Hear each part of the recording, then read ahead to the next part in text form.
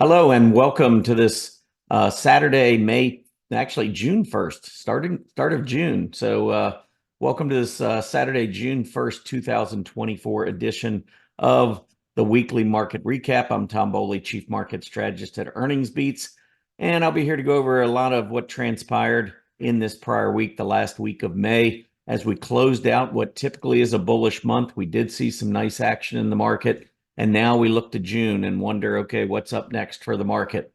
Last week, we did see some interesting action in that money rotated away from the bond market. So we saw yields moving up a little bit, at least early in the week. Then we saw them settle back down a little bit toward the end of the week.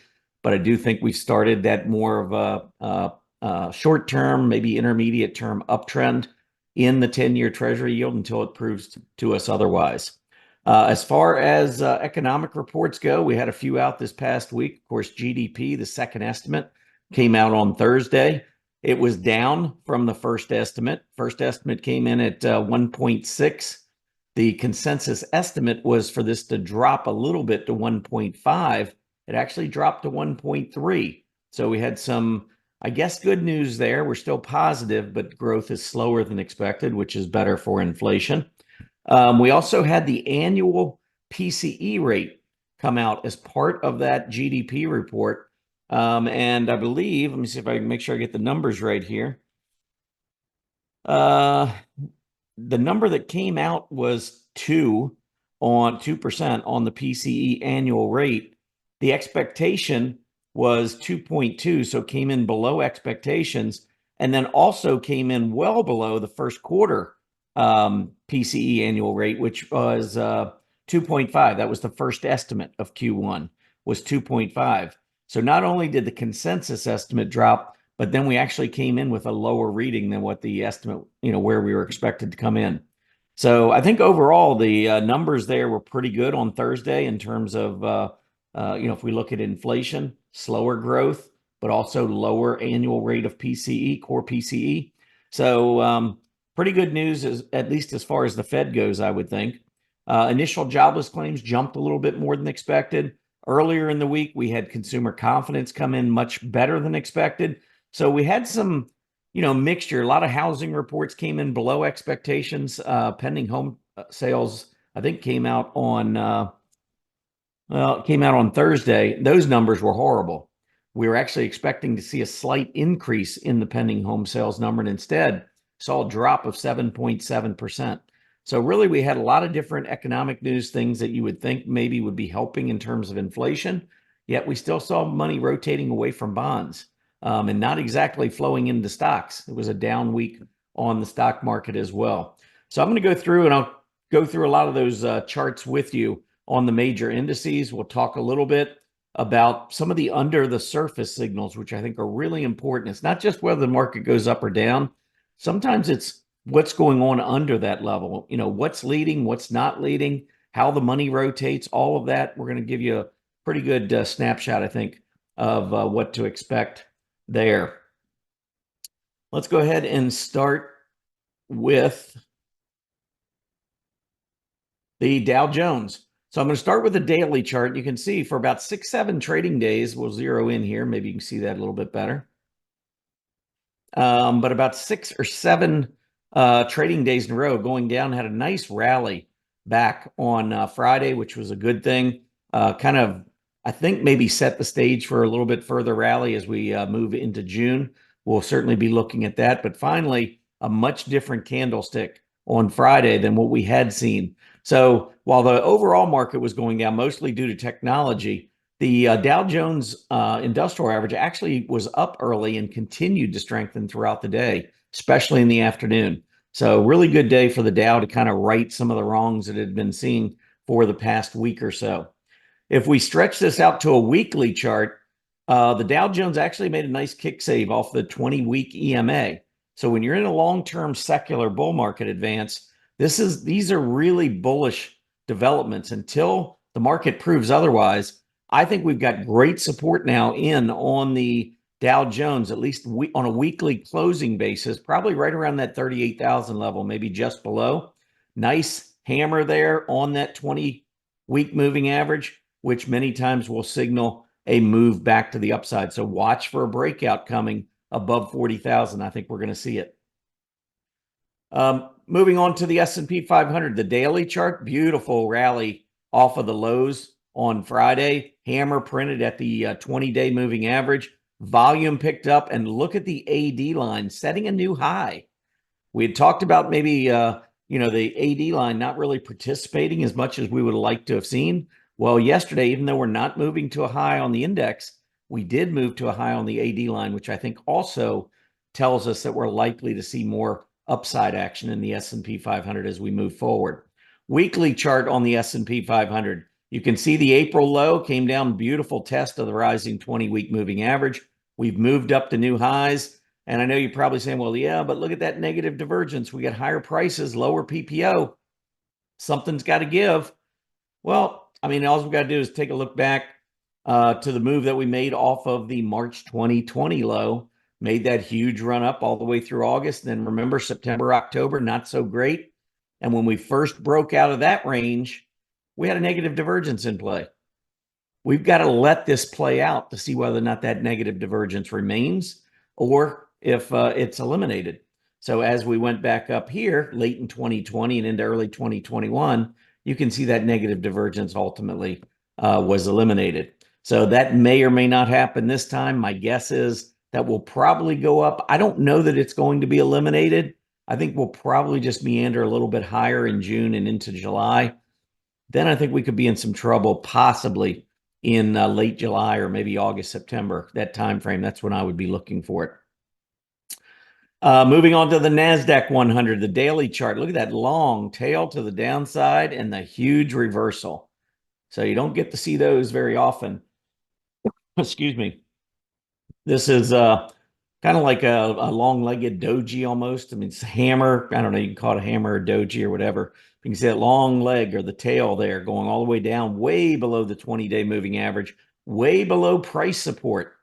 So if we were to annotate here, which I will do for you very quickly, and go back and connect that prior high, excuse me, right here, it is, that was probably at about the 18.4 level, 18.4 and a quarter. I'm not sure exactly where it was. We broke out in mid-May. We've gone back down. Yesterday, it looked like we were breaking beneath it, but then came back up, and look at the volume. Usually we see volume like this on option expiration Friday, and especially on quad witching day, which is 4 times a year. This volume outside of those quad witching days for options expiration, this may have been the largest volume in the last year. I'm going back trying to look. These 3 were all quad witching. June would have been quad witching. I guess maybe this July, this which was also option expiration, by the way. Maybe that would have been the only other day. But if you strip out all option expiration Fridays, this was actually the strongest volume we've seen in the past year. And it came on a major reversal with a lot of buying in the afternoon yesterday. So I think that bodes well for the market. But as you'll see in a little bit, there's some question marks because of the allocation and the rotation of where that money went. But again, I'll get to that in just a minute. Let's keep moving here. Weekly chart on the NDX continues to be in an uptrend, just like the S&P. We do have that negative divergence, but we set such a high PPO back in August of 2020 that no matter how much strength we showed, no matter how good the volume trends were, we continued to put in lower lows on that PPO. So you can see we had negative divergences on the PPO for probably a year and a half before we finally saw any concerted selling to the downside. So yes, this is one warning sign. It's something to be aware of, but it is not the holy grail. This is not your primary indicator. So you need other corroborating information, like perhaps a breakdown to confirm a negative divergence. We haven't seen that yet. So I would not be jumping to conclusions prematurely that this market's out of gas. I think we still got some room to the upside, and especially the way we finished on Friday. All right, the IWM. IWM still kind of has this little cup handle, kind of trading in this range. We bounced off a gap support that goes from about 200 to 202. Still looking for a breakout. If we can get through 210, especially 211, 212, things start to look a lot better in terms of technicals on the IWM. Moving on to the weekly chart on the IWM, Continue to trade mostly above the 20-week moving average. We had that 1 week where we finished below in April, came right back above, held it, and a breakout above that 210 would really look good on this weekly chart. Transports. Finally, we saw some life in transports on Thursday and Friday. So while the overall market wasn't doing very well, we saw some of that money that was leaving other areas like technology and finding a home in areas that are beaten down, like in the transportation area. And as I'll show you in a little bit, other areas that have been beaten down, energy, real estate, utilities haven't been beaten down, but defensive areas, more value-oriented areas. Some of that coming back into play as we head into the third month of a calendar quarter. So if you look at the calendar quarters, quarter 1, 2, 3, and 4, the third month, March, June, September, and December tend to be more value-oriented months. We've gone through earnings. We're kind of like in a dead period from an earning standpoint that won't pick up again probably for another 6 weeks or so. And so we tend to see some profit taking in those areas and money rotate. That's the history of the market. So as I point out some of the rotation as we go through this presentation, I think you'll see that maybe some of that is starting to happen already. But anyway, it's nice to see the transports get a nice rally. That's on the daily chart. If we look at the weekly chart, I like the fact that we went down and put in a lower low intra-week below the April low and then came back up, closing on the high for the week. That was a really strong move off of a false breakdown on the transportation group, which I think is going to lead to more strength ahead. Just looking at, if I didn't know the group, and I know transports have struggled, but if I didn't know the group, just looking at the chart, I would say that is a really good indicator. If we go back and we look at other periods, let's pull up 2023, where we went down, came up, and you see we put in a slightly lower low, but we held. We went lower for another couple weeks, but we never took out that low, and you can see the ensuing rally that we saw there. So that false breakdown led to a rally. How about right here? We're coming down, have a little bounce, go back down, put in a slightly lower low, print a hammer. What happens over the next 4 weeks? A big rally. Even here, coming down from late 2021 into the first couple months of 2022, put in that lower low right there, hammer. What did we do over the next 3, 4, 5 weeks? Went higher. And then one final one here, if you look back at the end of the 2021 weakness in the transports, which began in May, went all the way through October or September, you can see we put in a slightly lower low. And what did we do off of it? Big rally. So now when you look at this and you see that we're going down, a little bounce, but we put in a lower low, rallied with a hammer, what should we expect? I think we should expect to see strength over the next few weeks. Maybe we can get back up and test that 16 to 16.3 area. We did close at 15,238. I mean, I wouldn't be surprised to see a 6-7% move higher from here in the transportation area over the next few weeks, especially maybe some railroads. I believe it was the railroad group that I had looked at that I saw, put in a nice hammer right on the 50-week moving average. Lower low, lower than these lows, but a nice hammer. Don't be surprised to see a bounce here in the coming weeks on railroads, which could really help that transportation space. All right, let's move on and talk about some of this rotation beneath the surface. So it's one thing to just say, hey, the S&P's up and down. That's great. But if you want to learn how to better predict what the market may do, you really need to look at the underlying ratios, some intermarket relationships and so forth that help us kind of get a better picture, visual picture of what's going on in the stock market. The S&P 500 is made up of a lot of individual sectors, industry groups, companies, and so forth. And how those various groups are performing relative to one another can tell us a lot about the potential strength or weakness that we could be seeing ahead. Anyhow, as I look at the S&P 500 here on this daily chart going back a year, I'm pulling it up with some sustainability ratios that I like to follow. In other words, is this really a big rally that we should be expecting? Or is it maybe a little bit more value oriented, where we won't see these explosive moves, but maybe the market just keeps meandering a little bit higher until we get renewed strength from some of the more aggressive areas. I think that that's probably what we're going to be looking at, but take a look first at this top part. This is the S&P. So we see a top over in March. We were weak in April, and we come back up and put a new high in May. Then we pull back a little bit this past week and a nice solid finish on Friday to close well off the weekly lows. So if you're looking at this daily chart, you can see, okay, well, went up. We had a little bit of a consolidation, a little bit of selling, and then we went up again. Everything's, still hunky-dory though, right? Market should be good. Well, if you look at some of the ratios, look at the XLY, XLP. XLY is the more aggressive discretionary. XLP is more value-oriented staples, more defensive stocks. And so this ratio, when it's going up with the market, tells us, hey, we're being led by aggressive areas. It's a risk on. Usually gains during that period tend to be much, much sharper to the upside.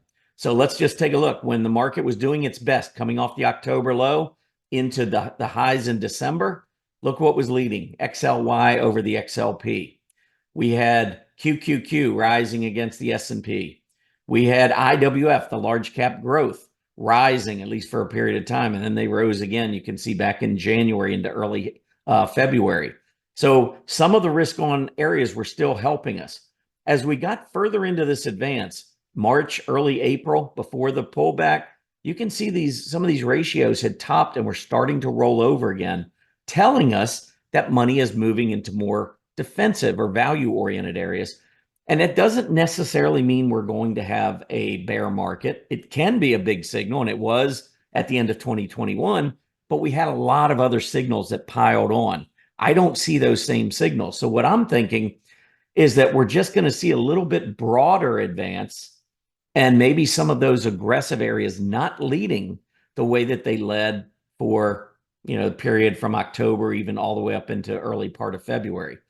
So as you can see, the move from October to the early part or even middle part of February, when we still had a lot of the aggressive groups leading, is much stronger than what we have seen since then. Since February 12th, we were already over 5,000. We were on Friday at the low, but back below 5,200. We hadn't really made a lot of progress to the upside, a little bit more slow and steady. That tends to happen when you see these other ratios dropping, money rotating away from the aggressive group. And the reason that it happens is simple. Those aggressive areas like technology and discretionary and commercial communication services, those three groups probably represent about 50% of the S&P 500. So when those groups aren't leading, it makes it very difficult for the S&P 500 just to keep soaring. You need semiconductors, you need internet stocks, you need, the autos, the Teslas and so forth. You need those groups that can produce higher profits quickly to be leading those types of advances. We're not really seeing that right now, which is fine. Again, we're not into the time of the year where we tend to do much better in the market. Summertime tends to be a little bit slower, although we have pockets of strength. And so I think what we're seeing is fairly normal. May was a good month. Aggressive stocks tend to do pretty well in May. June, it's a little bit more of a pullback, and then we'll see things pick up again in July as we get closer to earnings.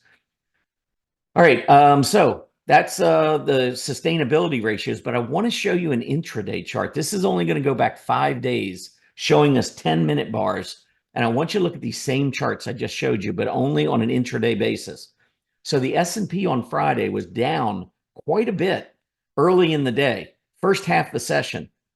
And then the second half, you can see the massive rally, and especially into the close. Really strong action. And I love to see afternoon buying. If you've been a fan, if you've been following Earnings Beats, I do a lot of research looking at exactly this. When does the strength come in? Is it morning? Is it afternoon? When do we see strength? I love seeing it in the afternoon. So that is awesome. I love to see that action on Friday. However, should we be expecting a massive move back to the upside? Well, I think some of that is dependent on what happened during this rally. How much of this rally was led by these aggressive groups?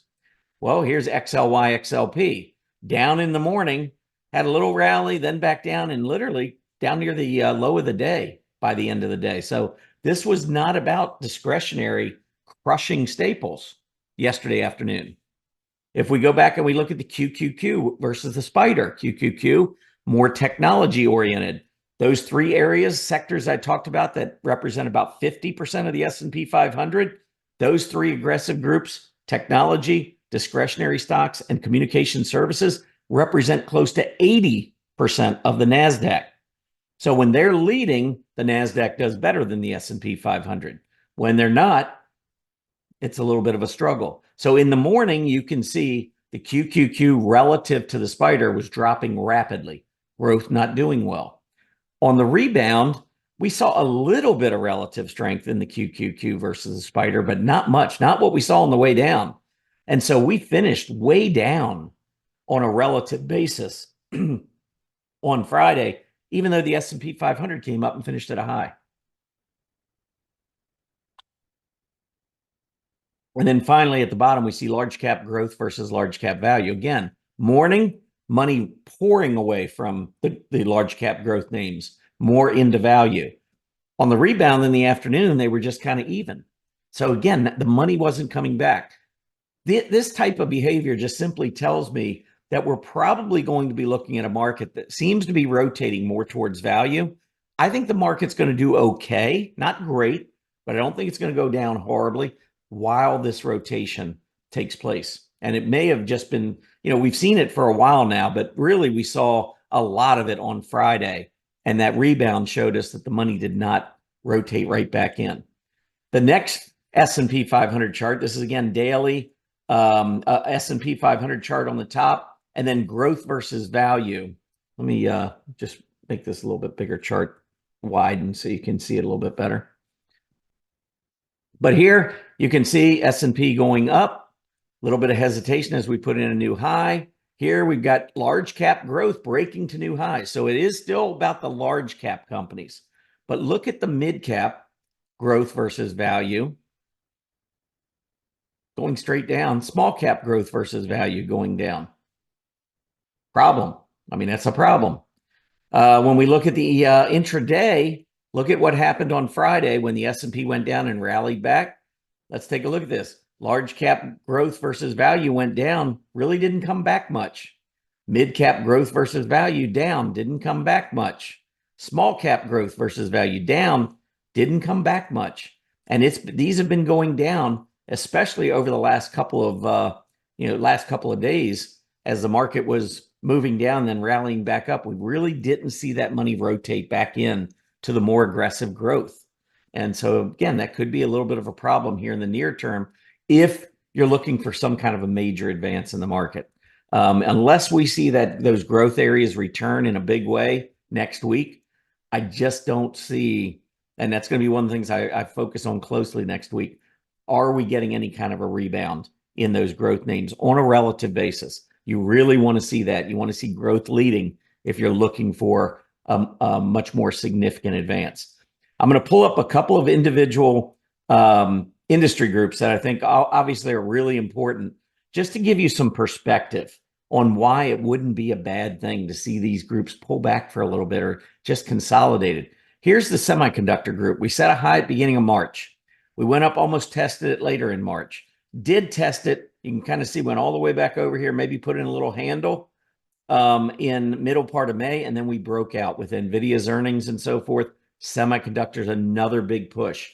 Now, the last few days, we've seen it going back down. However, we still got another 1,000 points or so, or maybe 900 points to get back to price support, gap support, and the 20-day moving average. So there is room to the downside on semiconductors without having to panic.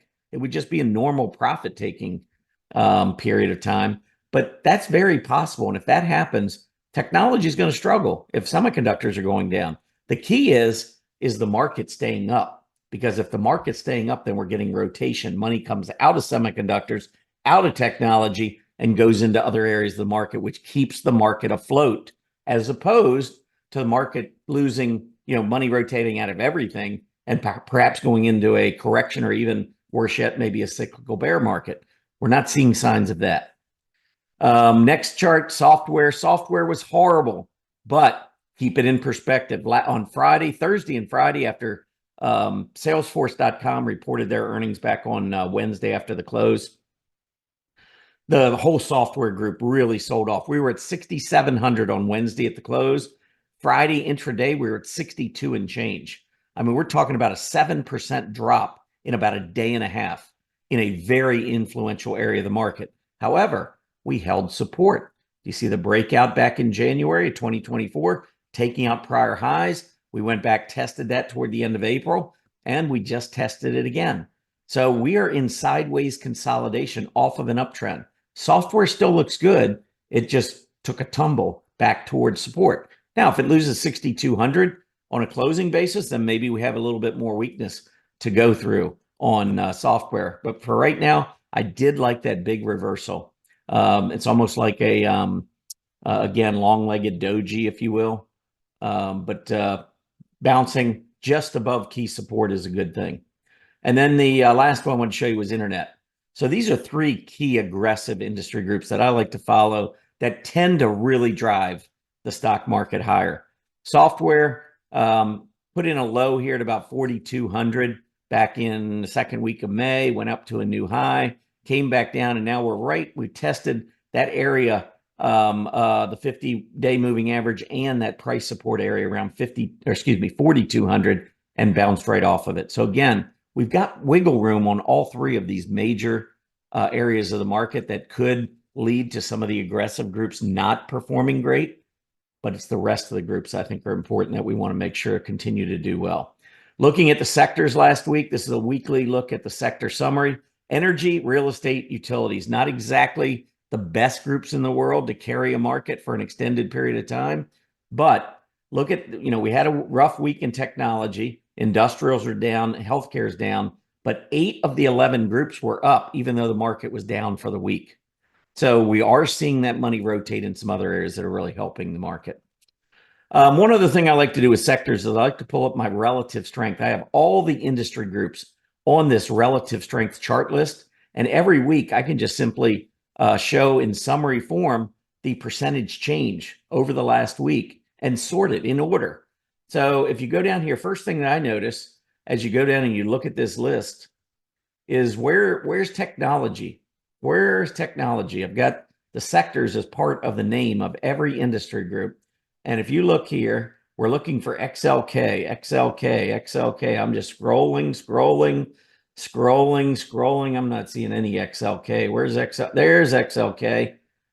Computer hardware actually showed a little bit of strength last week, but it's way down the list. You can see nowhere near the top.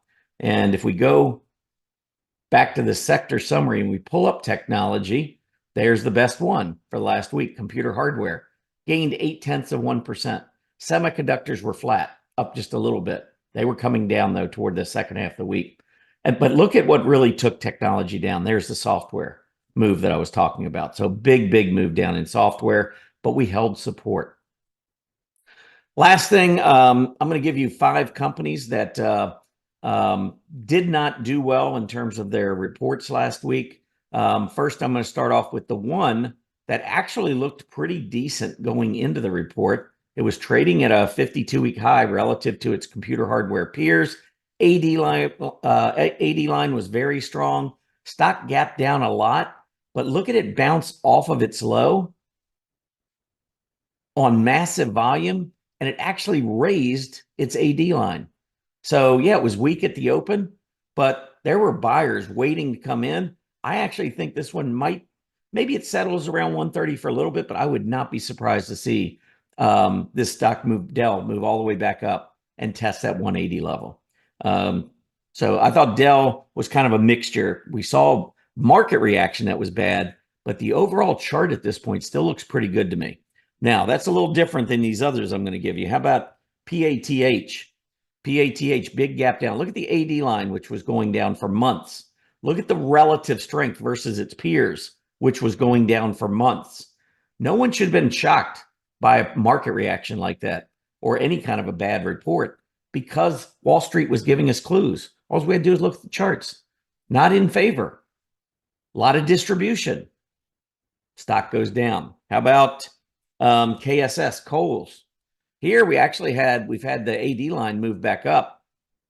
But relative strength, I mean, we've basically been flat or maybe slightly lower for many, many months heading into this earnings report. So a big gap down. Yeah, we did rally off of it. I don't know how long the rally lasts, but that big gap down, no way would I hold a stock going into earnings unless it's got a really nice relative strength line. Wouldn't consider it otherwise. How about CRM? We talked about Salesforce.com. So the AD line jumped mostly because we had a nice rally on earnings the day after earnings and then also follow through.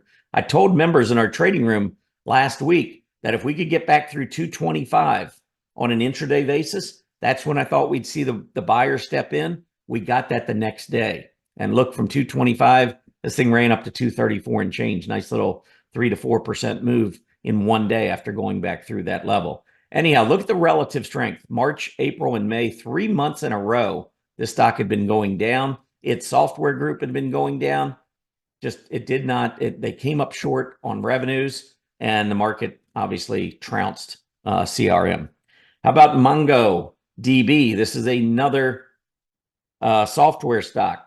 I want you to check out the AD line. It's been horrible. Check out the relative strength line. It's been going down since in August of last year. What did it do? Stock came out and it lost 73, 74 bucks, 24%. Don't hold stocks that show negative AD lines and show relative weakness. In my opinion, that's not the way you're going to make money holding overnight with earnings. Last two I'll do real quick. VEEV, which is Viva Systems. Another one, AD line's been dropping. Relative strength's been dropping. Stock dropped after earnings. And actually, I think that was the last one. Yeah, it was the last one. Those are 5 weak stocks. I'm actually going to have another video out very shortly, my Fab 5, and I'm going to look at 5 stocks that actually reported excellent numbers that you need to be paying attention to in the weeks and months ahead. I think these are stocks that have room to run to the upside. So make sure you check out our EB Fab 5 video, which will be out this weekend as well. Appreciate everybody tuning in. Thanks for watching this weekly market recap. If you like the recap, if you like what we do at Earnings Beats, please click that like button and subscribe to our channel. That's how you can help us build our YouTube community. Have a great day, everybody. Happy trading.